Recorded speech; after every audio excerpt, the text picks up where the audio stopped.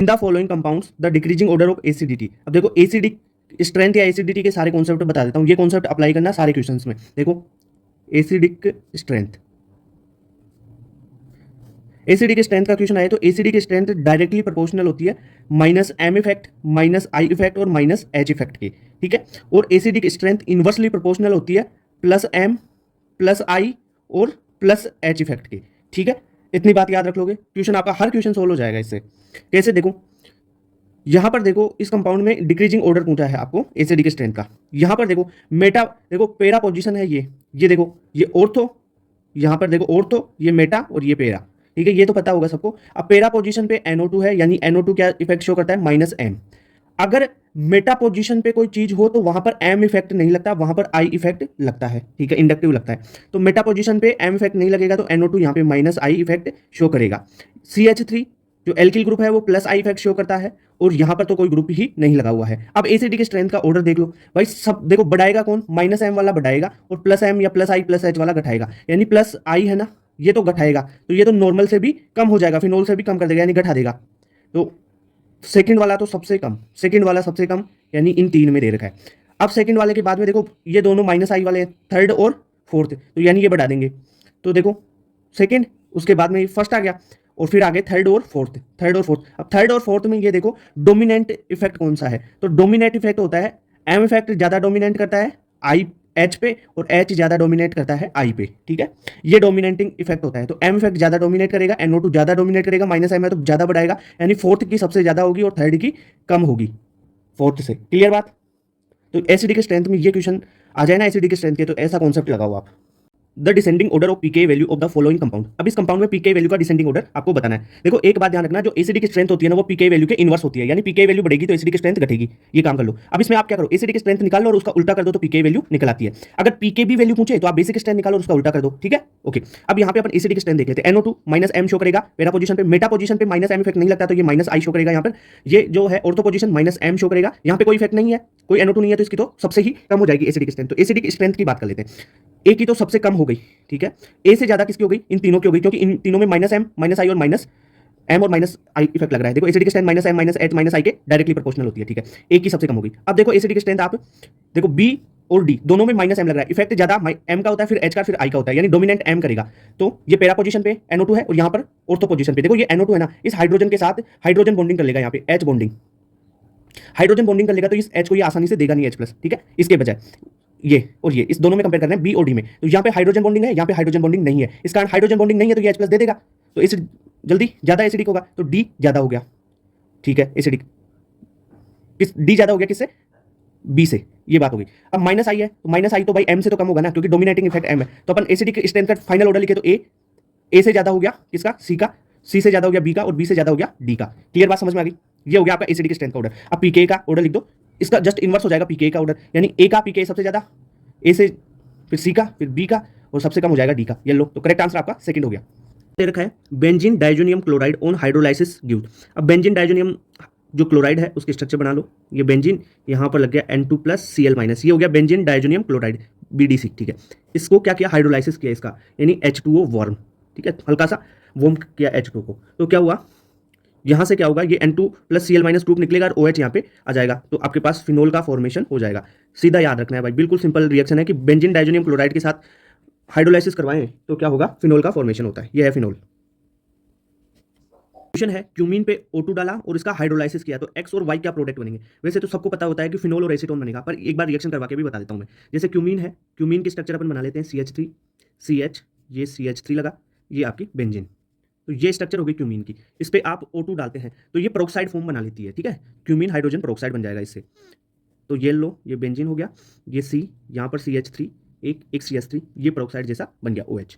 अब इसका हाइड्रोलाइसिस करवाते हैं, हाइड्रोलाइसिस मतलब इसमें H2O डाला, ठीक है, H+ के साथ में, तो ये क्या होगा? यहाँ से ये ग्रुप हटेगा, OH बनेगा और एसीटोन साथ में बन जाएगा, तो एक तो ये बन गया फिनोल, OH लग गया यहाँ पे, प्लस एक कंपाउंड से बनेगा CH3 CH3COCH3, ठीक है, CH3COCH3, ये हो गया एसीटोन और ये हो गया फिनोल। तो यहाँ पे करेक्ट आंसर क्या हो जाएगा? फिनोल और एसीटोन, थर्ड आंसर करेक्ट हो गया। The best reagent to convert pent 3 en 2 ol into paint 3 en 2 ओनिज। अब देखो क्या हुआ इसमें, पेंट 3 इन 2 ओल की स्ट्रक्चर ये देखिए, इसमें क्या किया, कि कौन सा रिएजेंट डालें तो वो कन्वर्ट हो जाए पेंट 3 in 2 on में। ये पेंट 3 in 2 on की स्ट्रक्चर है, यानी यहाँ पर देखो इस स्ट्रक्चर में और इस स्ट्रक्चर में क्या किया है कि जो OH है OH को ही कन्वर्ट किया ओनली कीटोन वाले ग्रुप में, ठीक है, यानी ऑक्सीडेशन करना है अपने को। और ऑक्सीडेशन किससे करना है, देखो इस OH का ही हो, ओनली डबल बॉन्ड का ऑक्सीडेशन नहीं हो। तो अगर अपन एसिडिक परमैंगनेट लेते हैं डबल बॉन्ड को ये तोड़ देगा, एसिडिक डाइक्रोमेट लेते हैं डबल बॉन्ड को तोड़ देगा। ये जो क्रोमिक एनहाइड्राइड इन ग्लेशियल एसिटिक एसिड है ये भी तोड़ सकता है। अपन ने एक रिएजेंट पढ़ा था कि जो PCC है पाइरिडीनियम क्लोरोक्रोमेट, ठीक है, वो क्या काम करेगा, जो OH है एल्कोहल को कीटोन में कन्वर्ट करने का काम करता है। ये डबल बॉन्ड को नहीं तोड़ेगा, ठीक है।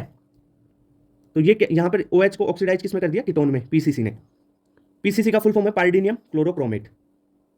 Benzoquinone is prepared by reaction of phenol with, phenol की इनमें से किसके साथ रिएक्शन करवाए ताकि बेंजोक्विनोन बन जाए। तो देखो फिनोल अपन बना लेते हैं, ये हो गया OH, यहाँ पर ये फिनोल हो गया। इसकी रिएक्शन किसके साथ करवाएगी, बेंजोक्विनोन। बेंजोक्विनोन की स्ट्रक्चर क्या होगी, देखो अगर फिनोल का आप ऑक्सीडेशन करवाते हो ना तब बन जाएगा ये ऐसा होता है बेंजोक्विनोन, ये है बेंजोक्विनोन। तो यहाँ पर आपको NCERT में दे रखा है Na2Cr2O7, उसके साथ में सल्फ्यूरिक एसिड H2SO4 लेना पड़ेगा तब बेंजोक्विनोन बनता है। यह है बेंजोक्विनोन, ओके क्लियर, ये है फिनोल। तो करेक्ट आंसर हो गया फर्स्ट।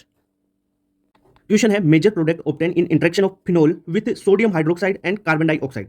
तो ये तो जनरली लोगों को पता होता है कि फिनोल की सोडियम हाइड्रोक्साइड के साथ रिएक्शन करवाते हैं CO2 के साथ में तो सैलिसिलिक एसिड बनता है। देखो रिएक्शन कैसे होती है वो भी बता देता हूँ, सारा कॉन्सेप्ट सारी रिएक्शन। ये अपन ने ले लिया आपका फिनोल, ठीक है, इसकी रिएक्शन करवाई NaOH के साथ में। NaOH के साथ रिएक्शन करवाओगे तो क्या बनेगा, यहाँ पर ONA आपका लग जाएगा, फिनोल यहाँ से H हटेगा, ONA लग गया। अब क्या होगा, इसके बाद में आपने मान लो CO2 की रिएक्शन करवाई, CO2 की करवाई तो इसका जो ऑर्थो पोजीशन है वहाँ पर जो सोडियम का कार्बोक्सिलिक एसिड का सोल्ट लगेगा और फिनोल का जो OH है वो आ जाएगा वापस। तो OH यहाँ पे COONA ये बन गया, ठीक है, CO2 की रिएक्शन करवाने पर। अब इसमें आपने अगर वाटर डाल दिया H2O तो यहाँ से ये OH तो था ही और ये COH में कन्वर्ट हो जाएगा, Na+H+ यहाँ पे आ जाएगा, ठीक है। तो ये कोल्बे रिएक्शन है भाई, वैसे ध्यान रखना, कोल्बेज रिएक्शन। कोल्बे हाइड्रोलाइसिस अलग है, कोल्बे रिएक्शन अलग है, सारी चीजें अलग अलग होती है ये। तो ये सैलिसिलिक एसिड बन गया यहाँ पे, इसको सैलिसिलिक एसिड बोलते हैं। है tertiary butyl alcohol give tertiary butyl chloride on the treatment with, यानी टर्सरी ब्यूटिल अल्कोहल से टर्सरी ब्यूटिल क्लोराइड आया, यानी OH की जगह आपका क्लोराइड आ गया। वो किस रिएजेंट की वजह से हो सकता है, तो ये देखते हैं अपन, रिएक्शन देख लेते हैं क्या कैसे हुई है, क्या है CH3 CH3 यहाँ पर CH3 और ये है OH, ठीक है। ये आपका टर्सरी ब्यूटिल अल्कोहल हो गया।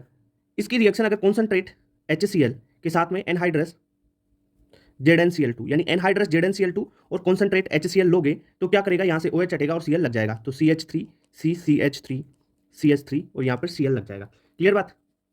तो रिएजेंट पता होना चाहिए, मेनली CN है, ये नहीं होगा, NaOCl नहीं होगा, Cl2 नहीं होगा, तो फर्स्ट करेक्ट आंसर हो गया इसमें। Identify the product Z in the following sequence of reaction. अभी जो रिएक्शन करवाई थी ना, देखो वैसी वैसी रिएक्शन आ गई आपको स्टेप में, देखिए कोल्बे रिएक्शन बताई थी ना अभी, क्या है फिनोल, फिनोल ये हो गया आपका फिनोल। फिनोल की रिएक्शन NaOH के साथ करवाई, ONA यहाँ पे जुड़ गया। अब CO2 डाला, CO2 डाल दिया तो क्या होगा, OH यहाँ पे जुड़ेगा और CONA यानी कार्बोक्सिलिक एसिड का सोल्ट यहाँ पे लग जाएगा, ठीक है, 4 ATM और 410 केल्विन पे। अब इसका हाइड्रोलाइसिस यानी H2O या H3O हाइड्रोलाइसिस करवाया तो सैलिसिलिक एसिड बन जाएगा, ये है सैलिसिलिक एसिड।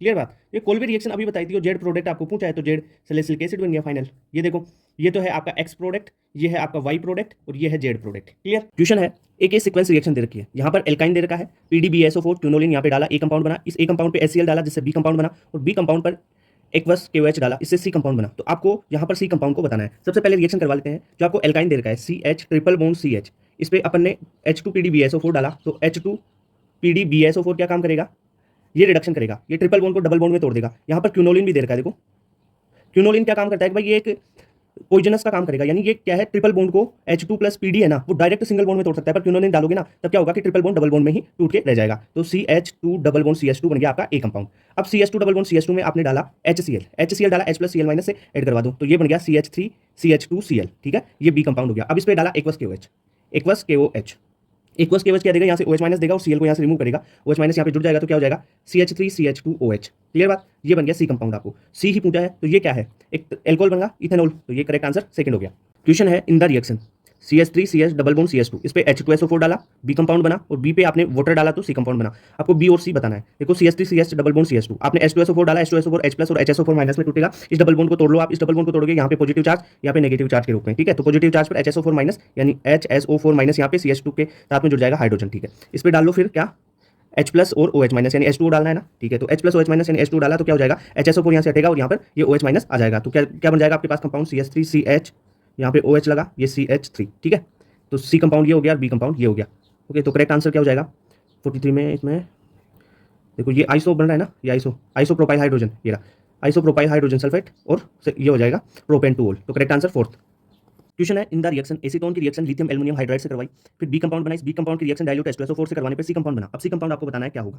पहले रिएक्शन देख लो, एसीटोन यानी एसीटोन होता है CH3 C double bond OCH3। इसकी रिएक्शन करवाते हैं लिथियम एल्युमिनियम हाइड्राइड। ये क्या करेगा, रिडक्शन करेगा, कीटोन को एल्कोहल में कन्वर्ट कर देगा। तो CH3C यहाँ पे OH लग गया और ये CH3 एक हाइड्रोजन और हो गया वैलेंसी सेट करने के लिए। क्लियर बात। अब इस पे आपने क्या किया कि यहाँ पर डाइल्यूट H2SO4 डाल दिया। अब देखो एल्कोहल का डिहाइड्रेशन वाली रिएक्शन हो गई है, ये एल्कोहल है और यहाँ पे H2SO4 है, तो डिहाइड्रेशन वाली रिएक्शन होगी। कैसे होती है रिएक्शन, यहाँ से OH हटेगा, यहाँ पे पॉजिटिव चार्ज बनेगा, ठीक है, कार्बोकेटाइन का फॉर्मेशन होगा। अब ये CH3 है ना, यहाँ से एक हाइड्रोजन रिमूव होगा H+ के रूप में, और ये जो इलेक्ट्रॉन है यहाँ पे डबल बॉन्ड बना लेंगे। तो क्या बन गया, CH3CH डबल बॉन्ड CH2, ये बन गया यानी प्रोपीन। करेक्ट आंसर फर्स्ट हो गया। क्वेश्चन है, Lucas reagent react fastest with. अब देखो ल्यूकास रिएजेंट होता क्या है, तो अपन बात करते हैं ल्यूकास रिएजेंट। ल्यूकास रिएजेंट बोलते हैं अपन ZnCl2 प्लस कॉन्सेंट्रेट HCl को, ठीक है, और ये ZnCl2 एनहाइड्रस होता है, एनहाइड्रस ZnCl2 और कॉन्सेंट्रेट HCl, ठीक है। इसकी रिएक्शन अल्कोहल के साथ करवाई, तो कौन सा इनमें से है वो फास्ट रिएक्शन देगा। तो इसकी अपन यहाँ पे OH को उठा के कार्बोकेटाइन बनाए, और कार्बोकेटाइन कौन सा ज्यादा स्टेबल बन रहा है वो देख लें या तो, ठीक है। या आप ये देख लो कि 3 डिग्री की ज्यादा होगी, 2 डिग्री की कम, और 1 डिग्री की सबसे कम होती है रेट। 3 डिग्री से ज्यादा उसकी होगी जिसमें रेजोनेंस होगा, ठीक है, ज्यादा उसकी होगी जिसमें रेजोनेंस होगा। तो यहाँ पर तो देखो 3 डिग्री, 2 डिग्री, 1 डिग्री, 1 डिग्री दे रखा है ना, तो ये 3 डिग्री की सबसे ज्यादा होगी, फोर्थ की, ठीक है, फोर्थ के बाद में आ जाएगा फर्स्ट, क्योंकि 2 डिग्री है ये। क्वेश्चन है, इन द रिएक्शन, अब इस इथाइल अल्कोहल की रिएक्शन HX ZnCl2 के साथ करवाई, इसमें बी प्रोडक्ट बना। बी की रिएक्शन आप सोडियम ड्राई ईथर से करवाते हैं तो सी प्रोडक्ट बनता है। अब देखो रिएक्शन करवा लेते हैं, जैसे C2H5OH है, HX के साथ रिएक्शन करवाओ, HX के साथ में ZnCl2 दे रखा है, ठीक है। तो यहाँ पर क्या होगा, OH हटेगा और X लगेगा, यानी C2H5X बन गया आपके पास कंपाउंड। इसकी Na ड्राई ईथर, ठीक है, Na ड्राई ईथर की रिएक्शन करवाते हैं तो क्या बनता है, देखो यहाँ से फ्री रेडिकल जनरेट हो गए, एक तो C2H5 फ्री रेडिकल, दूसरा C2H5 फ्री रेडिकल, दोनों फ्री रेडिकल आपस में कंबाइन करेंगे तो क्या कंपाउंड फॉर हो जाएगा, C2H5 C2H5, यानी ये हो गया C4H10, C4H10 यानी ब्यूटेन बन गया आपके पास। ओके, तो क्लियर आंसर करेक्ट हो गया first. Which of the following is obtain when phenol is sank with excess of concentrate HNO3। देखो फिनोल की जो रिएक्शन है वो करवाई है कंसंट्रेट HNO3 के साथ। अब कंसंट्रेट HNO3 जो भी एक्सेस में है तो भाई जो ऑर्थो मेटा और पेरा, ठीक है, इन मेटा पोजीशन को छोड़ के ऑर्थो और पेरा पोजीशन है ना, वहां पर NO3 लग जाएगा, ठीक है। कैसे होगी रिएक्शन, ये देखो OH NO2, यहाँ पे NO2 लग जाएगा और पेरा पे NO2 लग जाएगा। अब नाम बताओ पिक्रिक एसिड किसे कहते हैं, इसका नाम है 2,4,6 ट्राई नाइट्रोफिनोल, ठीक है, और पिक्रिक एसिड क्या होता है वो बताओ, ठीक है।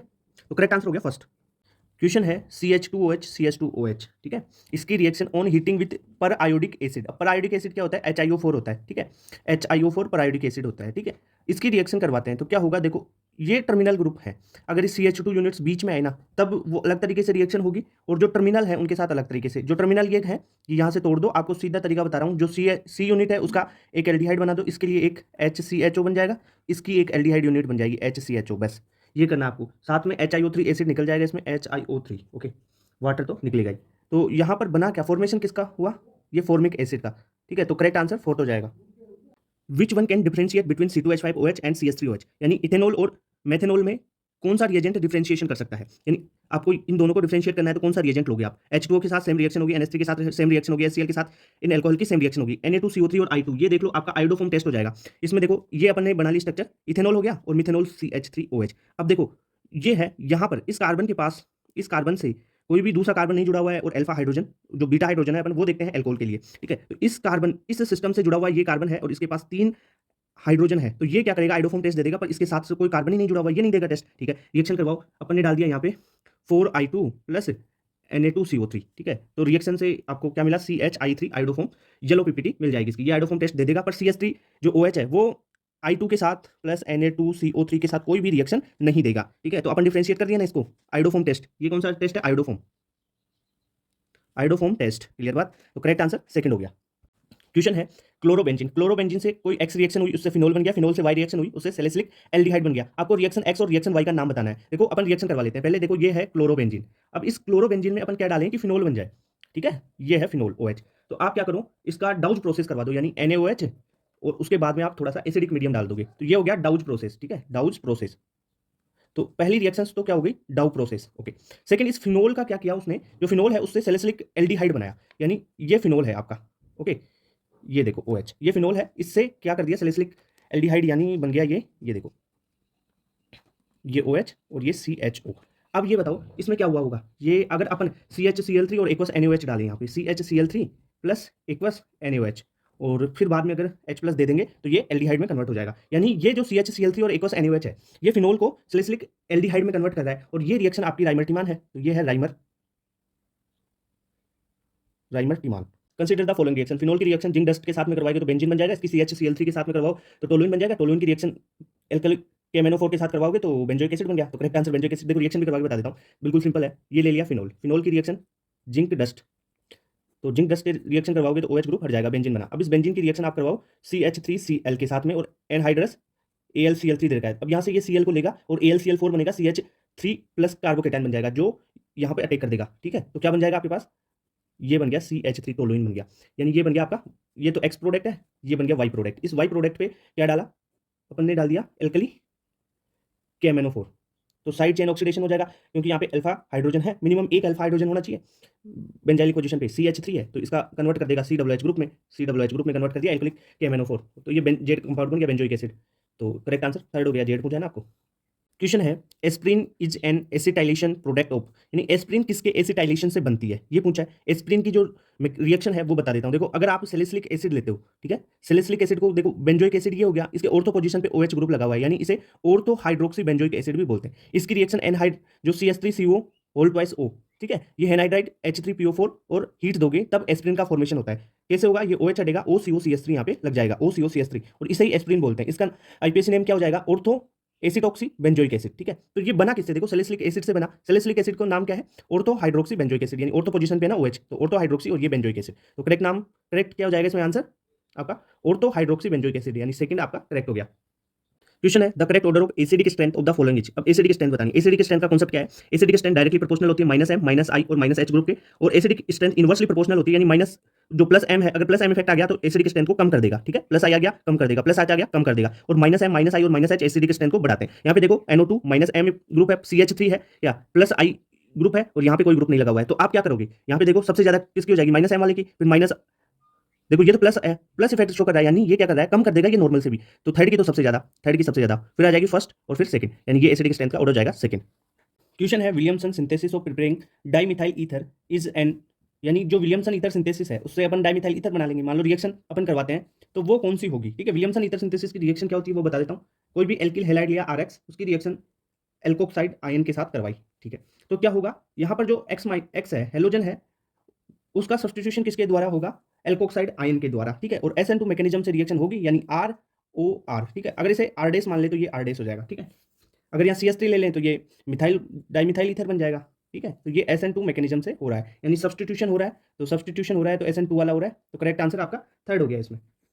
क्वेश्चन है any salt can be prepared by the action of methyl iodide on sodium phenoxide, the reaction is called. अब देखो क्या क्या रिएक्शन करवाया, मिथाइल आयोडाइड की रिएक्शन सोडियम फिनॉक्साइड से करवाया जिससे एनी सोल बना, यानी सबसे पहले अपन लेते हैं सोडियम फिनॉक्साइड। सोडियम फिनॉक्साइड क्या हो जाएगा, ये O, यहाँ पर O Na+, सोडियम फिनॉक्साइड ही हो गया। इसकी रिएक्शन मिथाइल आयोडाइड CH3I के साथ करवाएंगे, तो क्या होगा, यहाँ से I निकलेगा और ये जो फिनॉक्साइड आयन है ये इसके साथ जुड़ जाएगा, तो क्या बनेगा, देखो फिनॉक्साइड आयन ये O, ठीक है, CH3 के साथ जुड़ गया तो ये बन गया, और इसे एनिसोल बोलते हैं। तो ये reaction by Williamson ether synthesis वाली रिएक्शन है, तो ये विलियमसन रिएक्शन हो जाएगी, सेकंड करेक्ट आंसर हो गया। क्वेश्चन है phenol on heating with NaOH followed by reaction with alkyl halide give. ठीक है, जो फिनोल की रिएक्शन NaOH के साथ करवाओ फिर आप एल्किल हैलाइड के साथ कराओ तो क्या होगा, जैसे अपन रिएक्शन करवाते हैं, फिनोल ले लेते हैं, ये रहा फिनोल OH, इसकी रिएक्शन करवाई NaOH, तो ये फिनॉक्साइड आयन जैसा कुछ बन जाएगा। ठीक है, O Na+। अब इसकी रिएक्शन करवा दो किससे, आपने करवा दी, कोई भी एल्किल हैलाइड ले लेते हैं, जैसे C2H5Cl। ठीक है, ये एल्किल हैलाइड ले लिया, अब क्या होगा, यहाँ से Cl हटेगा और फिर जो फिनॉक्साइड आयन है वो C2H5 के साथ जुड़ेगा, तो ईथर का फॉर्मेशन हो जाएगा, यानी विलियमसन ईथर सिंथेसिस वाली रिएक्शन हो गई है, तो C2H5। ठीक है, तो ईथर का फॉर्मेशन हो रहा है यहाँ पे, करेक्ट आंसर सेकंड हो गया।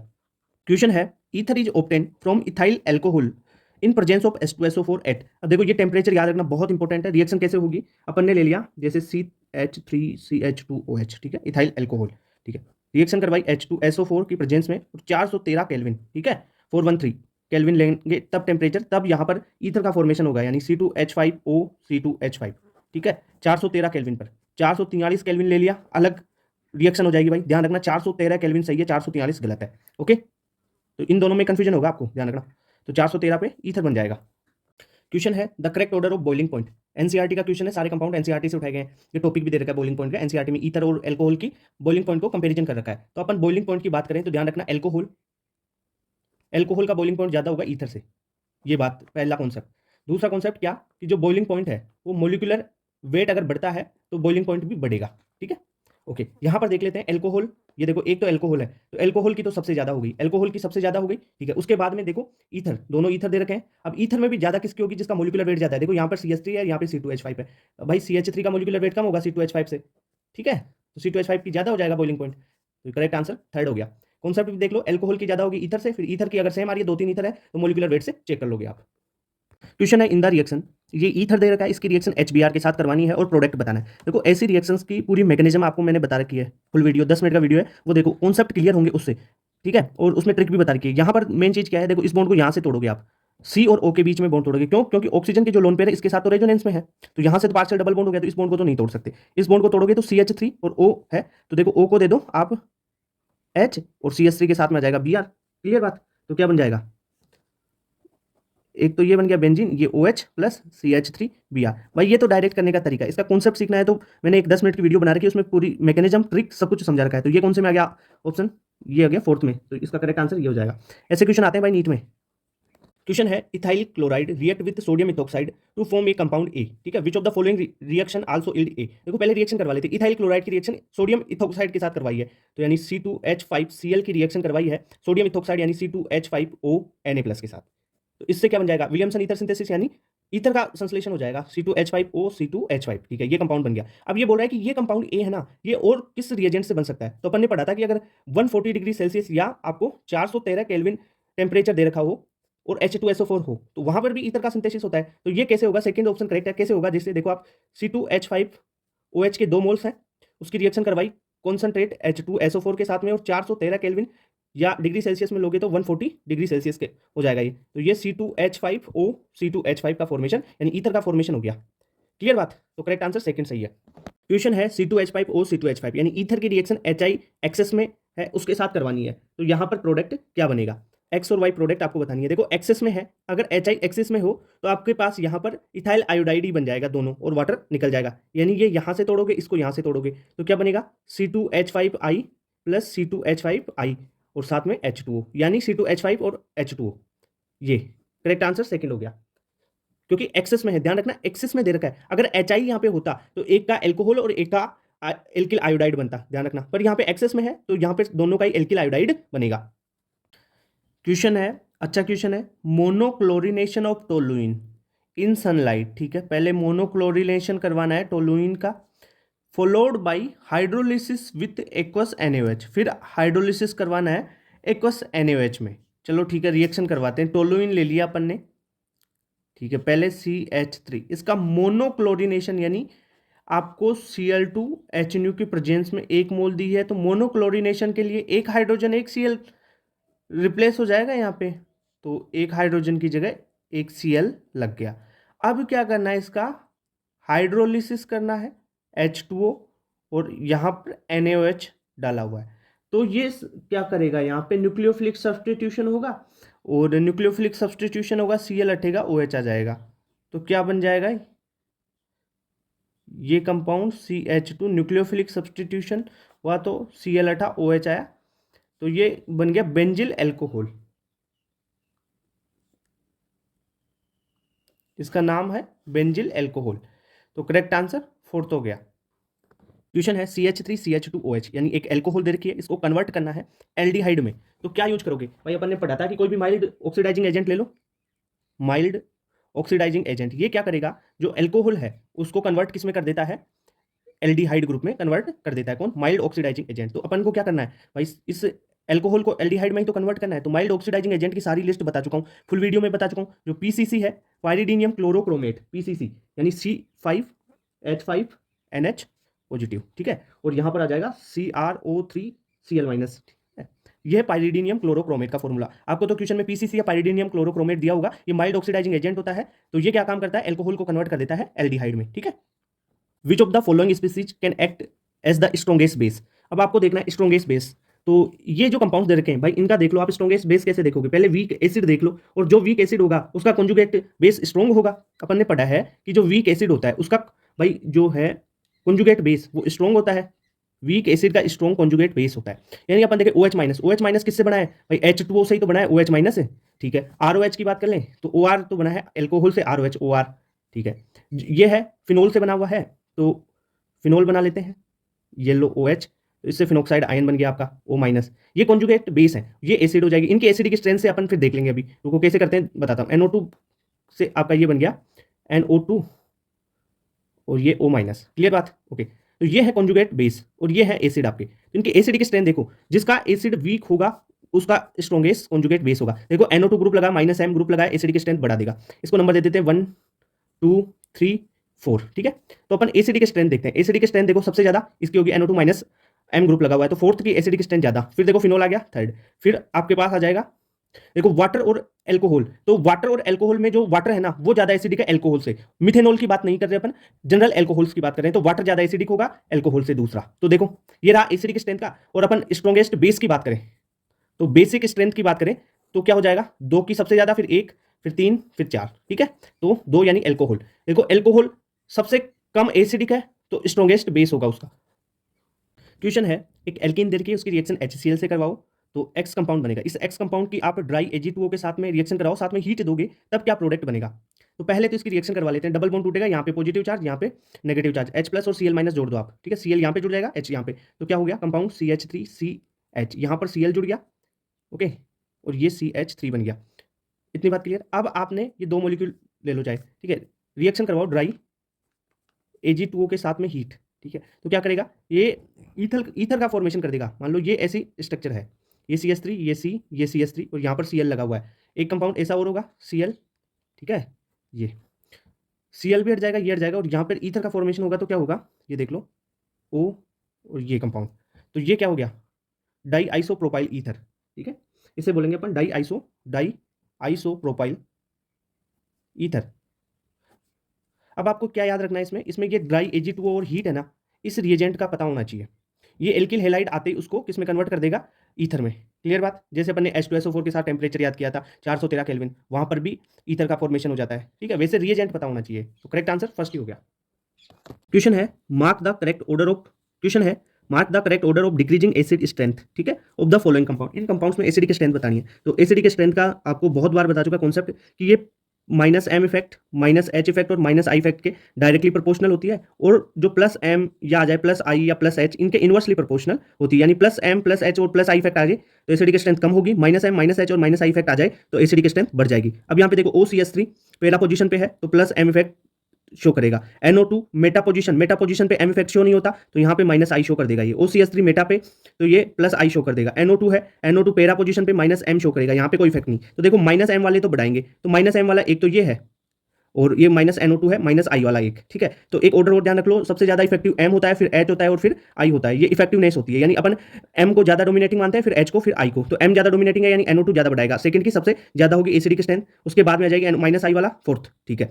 अब देखो कोई नहीं है, यानी प्लस वाले तो कम करेंगे, और ये इसमें न्यूट्रल है तो न्यूट्रल वाला आ गया। अब प्लस वाले, अब +I है ना, वो ज्यादा डोमिनेटिंग है या +M ज्यादा डोमिनेट कर रहा है, यानी ज्यादा कम कर रहा है, तो एसिडिक स्ट्रेंथ इसकी ज्यादा कम हो जाएगी बजाय +I से, ठीक है। तो ये ऑर्डर हो जाएगा, करेक्ट आंसर सेकंड हो गया।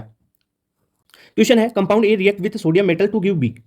ए सोडियम के साथ रिएक्शन करके बी कंपाउंड देता है, और ए PCl5 के साथ रिएक्शन करके सी कंपाउंड देता है। अब जो बी और सी कंपाउंड आपस में रिएक्ट करके डाइमिथाइल ईथर बना लेते हैं, यानी CH3OCH3, ये डाइमिथाइल ईथर बना लेते हैं। तो आपको बताना है ABC क्या होगा। मान लो देखो ईथर बन रहा है तो ए तो एल्कोहल होगा। अब एल्कोहल CH3OH, इसकी रिएक्शन पहले किससे करवाई, सोडियम के साथ, ठीक है, Na के साथ करवा दी तो CH3ONA बन गया। अब मैंने CH3OH कैसे सोचा, ये आपको भी सोचना जाएगा। देखो पहले रिएक्शन देख लो, जो विलियमसन ईथर सिंथेसिस वाली रिएक्शन जिसको पता है ना वो तो डायरेक्ट ही कर देगा इसको। अब ये इसने क्या किया, जो ए है वो PCl5 के साथ रिएक्शन करता है, ये PCl5 के साथ रिएक्शन करके बी कंपाउंड देता है। तो बी कंपाउंड देखो ये क्या हो जाएगा, CH3Cl, क्लियर। अब देखो बी और सी आपस में रिएक्ट करेंगे, ये और ये आपस में रिएक्ट करेंगे तो आपको क्या फॉर्मेशन बना के दे देंगे, इधर CH3OCH3, यानी SN2 रिएक्शन हो गई ना, ये SN2 रिएक्शन, Cl हटा और जो है ये CH3O माइनस यहाँ पे जुड़ गया। तो इस प्रकार आप देख सकते हो रिएक्शन करवा के, या डायरेक्ट देखो भाई ये ईथर का फॉर्मेशन हो रहा है तो विलियमसन ईथर सिंथेसिस होगा। अब विलियमसन ईथर सिंथेसिस है तो किस किस की रिएक्शन होती है, इस प्रकार से आप देख सकते हो, ठीक है। तो इसमें करेक्ट आंसर क्या हो जाएगा, और ये नहीं होगा यहाँ, तो ये तो गलत है ना। ये देखो CH3OH CH3ONA और CHCl3 होगा ना, COCl3 नहीं होगा। क्वेश्चन है विच स्टेटमेंट इज इनकरेक्ट। अच्छा क्वेश्चन है, देखो ये दे रखा है आपको 3 डिग्री एल्कोहल या 2 डिग्री एल्कोहल, तो can be differentiate by Lucas reagent, सही है। 1 डिग्री, 2 डिग्री और 3 डिग्री एल्कोहल को अपन ल्यूकास रिएजेंट से डिफरेंशिएट कर सकते हैं, ठीक है। ये डबल बॉन्ड है, ये सिंगल बॉन्ड है, इसको Br2 वाटर के साथ अपन डिफरेंशिएट कर सकते हैं, क्यों? क्योंकि देखो डबल बॉन्ड तो रिएक्शन कर जाएगा Br2 के साथ में, तो Br2 का जो कलर है वो डिस्कलराइज हो जाएगा, डीकलराइज हो जाएगा Br2 इसके साथ, और यहाँ पर नहीं होगा, ठीक है। ये जो टर्मिनल एल्काइन है और ये एल्कीन है, can be differentiate by NaNH2, सही है, कर सकते हैं। और 1 degree and 2 degree alcohol not distinguish by Lucas test, नहीं, ये गलत हो जाएगा, फोर्थ आपका आंसर हो जाएगा, क्योंकि इनकरेक्ट हो जाए फोर्थ। देखो जो 1 डिग्री एल्कोहल है RCH2OH, ये ले ले अपन 1 डिग्री, ल्यूकास रिएजेंट डाला अपन ने, कॉन्सेंट्रेट HCl साथ में ZnCl2, और वो भी एनहाइड्रस, ठीक है, एनहाइड्रस ZnCl2, तो ये क्या करेगा, कोई भी पीपीटी नहीं बनाएगा, नो पीपीटी, 1 डिग्री तो पीपीटी नहीं बनाएगा। अगर लो 2 डिग्री की रिएक्शन करवाएं तो 2 डिग्री, जैसे R2CH2OH, ठीक है, R2CHOH ले ले, 2 डिग्री एल्कोहल, ठीक है, वही कॉन्सेंट्रेट HCl जो ल्यूकास रिएजेंट बोलते हैं, और एनहाइड्रस ZnCl2 ये ले लिया, तो इसके साथ क्या होगा, ये R2CHCl का जो पीपीटी है वो फॉर्म कर देगा, ठीक है, कुछ मिनट्स में। तो ये पीपीटी का फॉर्मेशन यहाँ पर हो जाता है फ्यू मिनट्स में, तो ये भाई रिएक्शन डिस्टिंग्विश हो गई ना, तो फोर्थ इसका ऑप्शन इनकरेक्ट हो गया। क्वेश्चन है the correct order of relative rate of acid hydrolysis, यानी साइक्लिक जो रिंग बनी हुई है इसमें एसिड हाइड्रोलाइसिस की आपको रेट बतानी है। तो देखो एसिड हाइड्रोलाइसिस करवा रहे हो तो भाई इसको H प्लस दोगे तो यहाँ से प्लस चार्ज ये निकल जाएगा, यानी कार्बोकेटाइन की आपको स्टेबिलिटी देखनी है। तो मेन इसमें कॉन्सेप्ट क्या रहेगा, रेट ऑफ हाइड्रोलिसिस, ठीक है, वो डायरेक्टली प्रोपोर्शनल होगा स्टेबिलिटी ऑफ हाइड्रोलिक कार्बोकेटाइन, ठीक है, इतनी बात। अब कार्बोकेटाइन कैसे बनेगा, भाई ये है, यहाँ O है, ये O, ये देखो H, यहाँ पे प्लस, इसको रिमूव किया, यहाँ पे कार्बोकेटाइन फॉर्मेशन हो गया, क्लियर बात, ये इंटरमीडिएट कार्बोकेटाइन बन गया। अब इसमें देख लो एक बात और, जो कार्बोकेटाइन की स्टेबिलिटी कैसे देखोगे, कार्बोकेटाइन होता है उसकी स्टेबिलिटी डायरेक्ट प्रोपोर्शनल होती है प्लस आई ग्रुप के और इनवर्सली होती है माइनस आई ग्रुप के। तो यहाँ पर जो फ्लोरीन NH2 और जो ये ग्रुप लगा हुआ है, ठीक है, ईथर वाला, ये सारे माइनस आई ग्रुप है, तो इनका माइनस आई ऑर्डर देख लो, फ्लोरीन का सबसे ज्यादा, फिर ये ईथर हो गया, और उसके बाद में आ जाएगा सबसे कम NH2 का। तो माइनस आई का ऑर्डर ये है, और माइनस आई क्या करता है, कम करता है कार्बोकेटाइन की स्टेबिलिटी को, तो ये कम करेगा स्टेबिलिटी को सबसे कम, और ये ज्यादा करेगा क्योंकि इसका इफेक्ट कम है, तो फर्स्ट हो जाएगा ये, ठीक है, थर्ड वाला।